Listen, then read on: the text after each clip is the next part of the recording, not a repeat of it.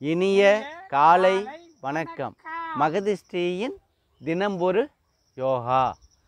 மகதிஷ்டியில் தினம்பொரு யோகாவில் நாம் தினமும் செய்து கொண்டிருப்பது ஒரு ஆசனங்கள். ஒரு ஆசனமும் ஒன்றோடு ஒன்று தொடர்பு இல்லாமல் உடல் உள்ளுறுப்புக்காக நாம் செய்யக்கூடிய ஆசனமானது நமக்கு மிகவும் உடலுக்கு தகுதியானதாகவும் உடலை தேற்றக்கூடியதாகவும் நோய்கள் வராமல் தடுக்கக்கூடியதாகவும் இந்த ஆசனங்கள் விளங்குவதால் இந்த ஆசனத்தோட பேர் பிராமரி பிரணயாமா அப்படின்னு பேர். பிராமரி பிரணயாமா ஆசனம் செய்யறதுனால அதிகமான பலன்கள் கிடைக்கும். மன அழுத்தத்திலிருந்து நீங்கள் நீக்கப்படுவீர்கள்.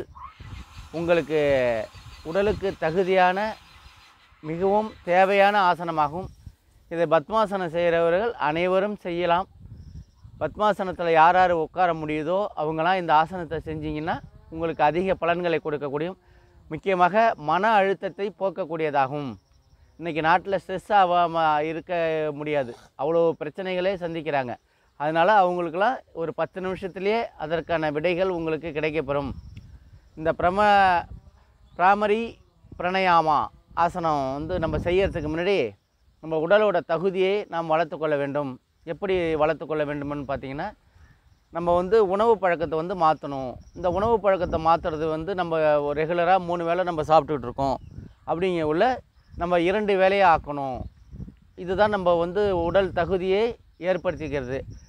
இப்படி 2 வேளையை ஆக்கி முழுமையாக நீங்கள் உண்ணா நோன்பு, அதாவது இடைவெளி, எந்த விதமான உணவும் உட்கொள்ளாமல், இப்போ ஒரு உணவு உள்றோம், உண்டுட்டு ஒரு 6 மணி நேரம் குறைஞ்சபட்சம் இடைவெளி. இப்போ காலையில் ஒரு 10 மணிக்கு நீங்கள் உணவு சாப்பிட்றீங்கன்னா அதுலேருந்து ஒரு கணக்கு வச்சிங்க.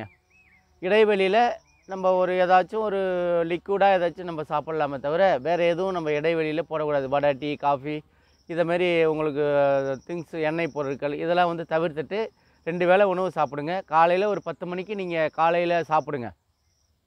அதுக்கு அப்புறம் ஒரு 6 மணி 6:30 இந்த ரேஞ்சில் முடிச்சிடுங்க 2வது வேளை. இதைமாரி நீங்கள் சாப்பிட்டுட்டே வந்தீங்கன்னா உங்களுக்கு ஆஸ்பத்திரிக்கு போகணுங்கிற எண்ணமும் தோணாது, தேவையில்லை. இப்போ மருந்து மாத்திரையிலேருந்து நீங்கள் விடுபட்டுடுவீங்க. இதுதான் இந்த உணவு செரிமான சக்தி அதிகமாக உங்களுக்கு இருக்கும். செரிமானம் ஆகி நீங்கள் அதுக்கப்புறம் பசித்து சாப்பிட்டீங்கன்னா உங்களுக்கு எல்லாமே உங்களுக்கு கரெக்டாக நடக்கும். மலம், சிறுநீர், வியர்வை, இது மூலயமா நம்மளுக்கு ஒரு நாளைக்கு 2.5 லிட்டர் தண்ணி வெளியாகுது. அப்போ 2.5 லிட்டர் தண்ணி வெளியாகுதுங்கக்குள்ளே நம்ம எத்தனை லிட்டர் சாப்பிட்ணும்? குறைச்சலாக ஒரு 3 லிட்டருனாச்சும் நம்ம சாப்பிட்ணும். இந்த 3 லிட்டரு சாப்பிட்றதுக்கு எப்படி ஒரு நாளைக்கு இப்போ 300 மில்லி சாப்பிட்றோம்னு வச்சிங்களேன். இப்போ ஒரு 10 நிமிஷம், ஒரு 1/4 மணி நேரம் தான் கேப் போடணும், உடனே மறுபடியும் சாப்பிட்ணும். இப்படியே நம்ம ரெகுலராக ஃபுல்லாக சாப்பிட்டா தான் இந்த 2.5 லிட்டரு 3 லிட்டரு கணக்கே உங்களுக்கு வரும் தண்ணி. இப்போ எப்படி நமக்கு வெளியாகுது? சிறுநீர் மூலியமாக வெளியாகுது, மலத்தின் மூலயமாகவும் வேர்வையின் மூலமாகவும் இப்படி தண்ணியோட சக்தியானது உங்களுக்கு வெளியாகுது. அப்போ நம்ம அதை நீரை நம்ம சாப்பிட்டுக்கிட்டே இருக்கணும். அப்படி சாப்பிட்டுட்டிங்கன்னா உடலில் உங்களுக்கு ஆரோக்கியமாக இருக்கும். இப்போ 3 லிட்டரு சாப்பிட்றீங்க அப்படின்னுட்டா உங்களுக்கு எந்த விதமான பிரச்சனைகள் இல்லாமல் நன்றாக இருக்கும். அப்படி தான் நம்ம சொல்ல வரோம். உண்ணா நோன்பு அப்படின்னு பார்த்திங்கன்னா என்ன செய்யலாம்? இப்போ ஆண்டுக்கு 365 நாள் உண்ணா நோன்பு, அதாவது 365 நாள் இருக்காங்க. இந்த 365 நாளில் 100 நாளில் நம்ம குறைச்சலாக உண்ணா நோன்பு இருக்கலாம். அதுக்கான வழிவகைகள் நம்ம ஆன்மீகத்தின் மூலயமாக நமக்கு செஞ்சுட்டு போயிருக்காங்க. இது சாமி கும்பிட்றதுக்காகவும் மட்டும் இல்லை, உடல் ஆரோக்கியத்திற்காகவும் 2 in 1 நம்ம செஞ்சுருக்காங்க. இதில் என்னென்னு பார்த்தீங்கன்னா, ஆண்டுக்கு 100 நாளில் அமாவாசை விரதம், கார்த்திகை விரதம், ஏகாதசி விரதம், புரட்டாசி மாதம் 30 நாள், கார்த்திகை மாதம் 30 நாள், இப்படி ஒரு மாதத்துக்கும் இந்த நம்ம அந்த உடலை வருத்தி உண்ணா நோன்பு இருந்தோம்னா உடல் ஆரோக்கியமாக இருக்கும். எந்த விதமான நோயும் உங்கள்கிட்ட இருக்காது. இதை தான் நம்ம சொல்லக்கூடிய ஒரு உதாரணம். இதை டெய்லி நம்ம சொல்ல போகிறோம். அதை தான் தப்பு. உண்ணா நோன்பு என்பது வெறும் வயிற்றோட இருக்கணும். நம்ம தண்ணி கூட நம்ம இன்னும் சொல்ல போனால் குடிக்கக்கூடாது. அந்த அளவுக்கு உடலை வருத்தி நம்மளுக்கு உடலில் உள்ள கழிவுகளை பூரா கொண்டுட்டு வரணும். பசிக்கணும். பசித்து செரிமான சக்தி ஆகி எப்படியாச்சும் உணவு நம்ம உட்கொள்ளுவோம் அப்படிங்கிற மாதிரி அந்த மனநிலைக்கு கொண்டு வரணும்.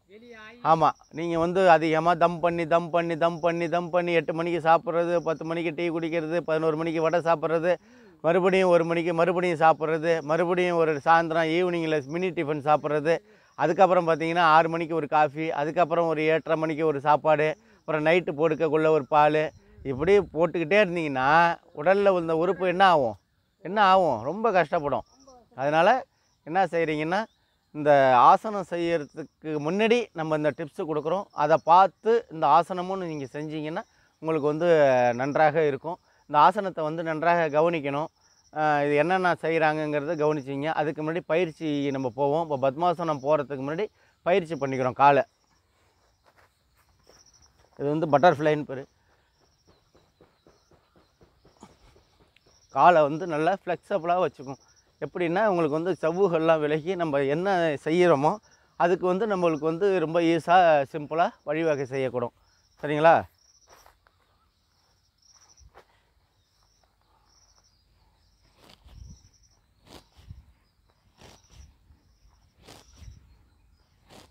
இடுப்பில் உள்ள தசைகள், நரம்புகள் இதெல்லாம் கொஞ்சம் வலி இருக்கும். செய்ய செய்ய உங்களுக்கு வந்து ஃப்ரீ ஆகிடும்.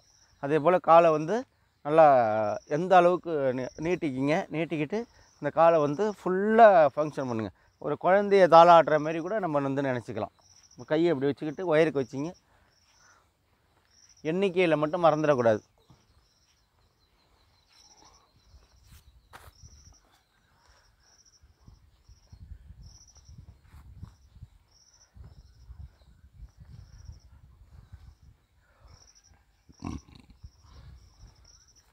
ஃப்ரீயாக நம்ம இப்போ போடுறதுக்கு நமக்கு ஈஸியாக இருக்கும்.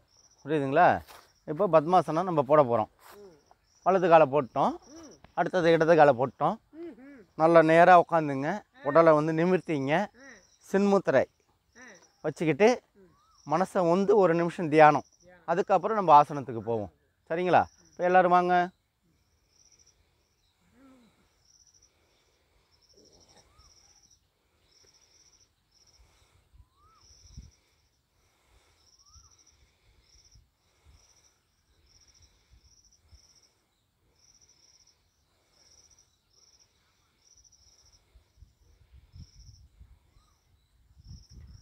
இப்போது நம்ம தியானம் போயிட்டோம்.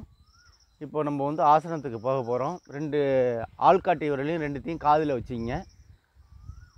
வச்சிட்டிங்கன்னா ஒரு விதமான உணர்வு சவுண்டு மாரி உங்களுக்கு வந்து நீங்கள் என்ன பேசுகிறீங்கிறது உங்களுக்கே வந்து ஒரு மைக்கில் பேசுகிற மாதிரி இருக்கும். அதாவது ஸ்பீக்கரில் வந்து நம்ம காதில் விழும் பாருங்க, அதே மாதிரியே இருக்கும்.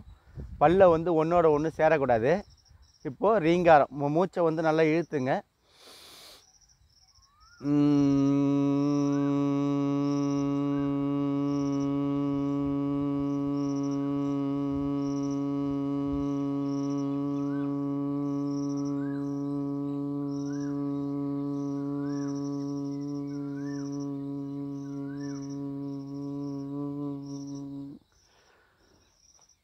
இப்படி நம்ம ஒரு 10 முறை செய்யணும். இந்த மூச்சு தம் பண்ணக்குள்ளே சில பேருக்கு உடல்நிலை வந்து ரொம்ப பலகீனமாக இருக்கும். அவங்க இந்த ஆசனம் செய்யக்கூடாது. ஏன்னா மூச்சை தம் பண்ணி நம்ம வந்து இதை செய்யறதுனால அவங்களுக்கு வந்து ஒரு விதமான மயக்கங்களோ இல்லை வந்து வேறு ஏதாச்சும் நடக்கும். அதனால் நல்லா ஒரு பயிற்சி பண்ணி அதுக்கப்புறமேலுக்கு தான் நம்ம செய்யணும். இப்போ 2வது முறை.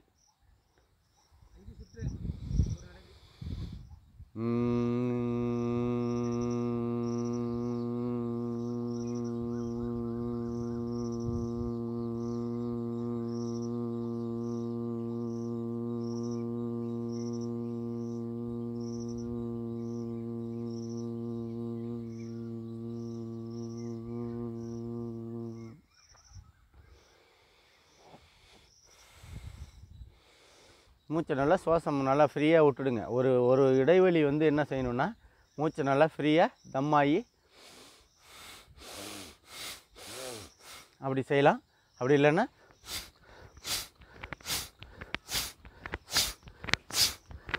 இப்படி வந்து சுவாசத்தை வந்து ஃப்ரீ பண்ணிட்டீங்கன்னா உங்களுக்கு வந்து அந்த செய்யறதுக்கு ஈஸியாக இருக்கும். இப்போ மீண்டும் 3வது சுற்றுக்கு போகிறோம். 5 முறை செய்யுங்க. மறுபடியும் வந்து இடைவெளி விட்டுட்டு மறுபடியும் ஒரு 5 முறை செஞ்சுக்கலாம். உங்களுக்கு நேரத்துக்கு தகுந்தாப்புல நீங்கள் செஞ்சுக்கலாம்.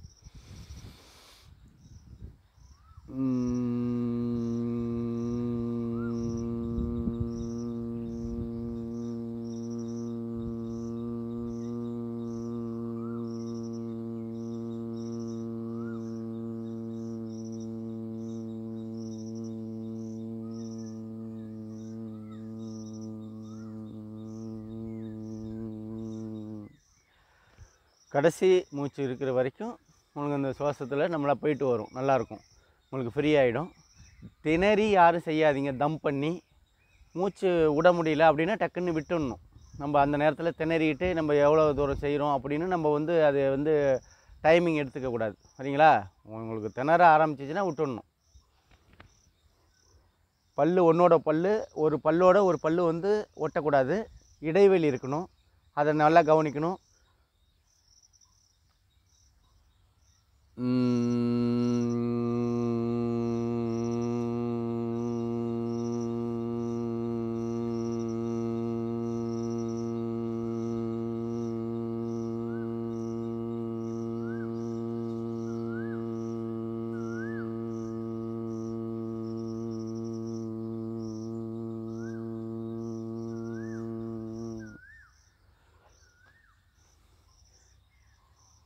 ஆள்காட்டி விரல் நல்லா காதை வச்சுக்கிட்டு தான் நம்ம செய்யணும். சரிங்களா? இப்போ வந்து நம்ம மூச்சு சுவாசம் பண்ணிக்குவோம். மறுபடியும் ஒரு நடை செஞ்சு காட்டுறேன். அதோடு நம்ம அதற்கான பலன்களை நம்ம பார்க்க போகிறோம். சரிங்களா? இந்த பலன் வந்து சொல்கிறப்ப நீங்கள் கவனமாக நல்லா காதில் வாங்கிக்கணும். ஏன்னா நிறைய விஷயங்கள் இதில் இந்த பலன் கிடைக்கிறதுக்கு, இந்த பத்மாசனத்தில் நீங்கள் உட்காந்துருக்கிறதே ஒரு பெரிய விஷயம்.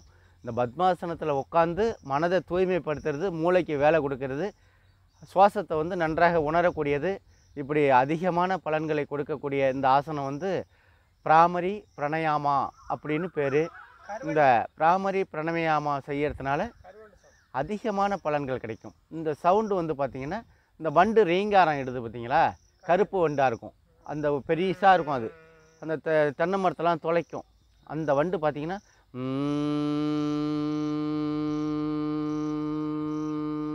அப்படின்னு நல்லா ஒரு ரீங்காரம் விடணும். அதை தான் நம்ம வந்து நம்ம மனசுக்குள்ளார நமக்கு தெரியும். அந்த உணர்வுகள் வந்து இந்த ஸ்பீக்கரில் இருக்கிற மாதிரியே இருக்கும், நல்லா செயல்படும். அதனால தான் இப்போ மறுபடியும் மீண்டும் நல்லா ஆள்காட்டி விரல் நல்லா பார்த்துங்க. உடலை நேராக வச்சிங்க, கொஞ்சம் கூட வளையக்கூடாது. காதில் விட்டுட்டு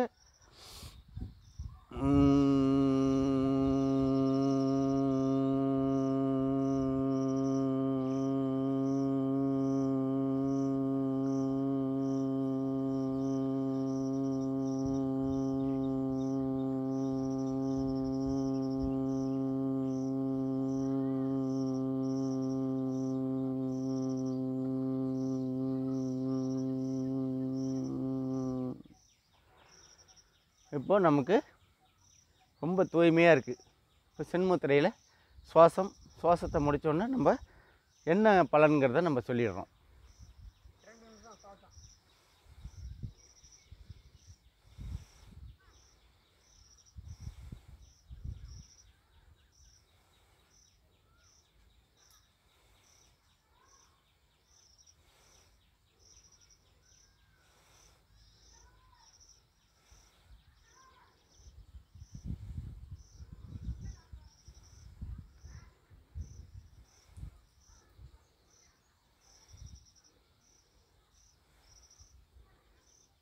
சில பேருக்கு வந்து மூச்சு விட முடியாமல் இருக்கும், மூச்சு சுவாசங்கள் வந்து திணறும், ரத்த ஓட்டம் வந்து ஒரே சீராக இருக்காது. இவங்களாம் வந்து பார்த்திங்கன்னா நல்ல காலையில் ஏஞ்சோன்னே வெறும் வயிற்றில் நன்றாக ஒரு நிமிஷம் அப்படியே தியானத்தில் இருந்துட்டு கையை அப்படி வச்சுக்கிட்டு மூக்காலியை பொறுமையாக தான் நம்ம ஆரம்பிக்கணும்.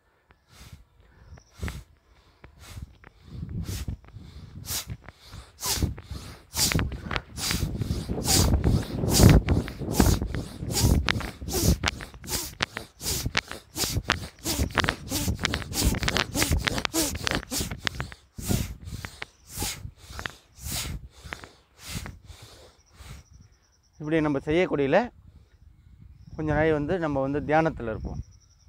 அந்த உங்களுக்கு செஞ்ச வந்து அந்த ப்ரெஷர் இல்லாமல் இருக்கும்.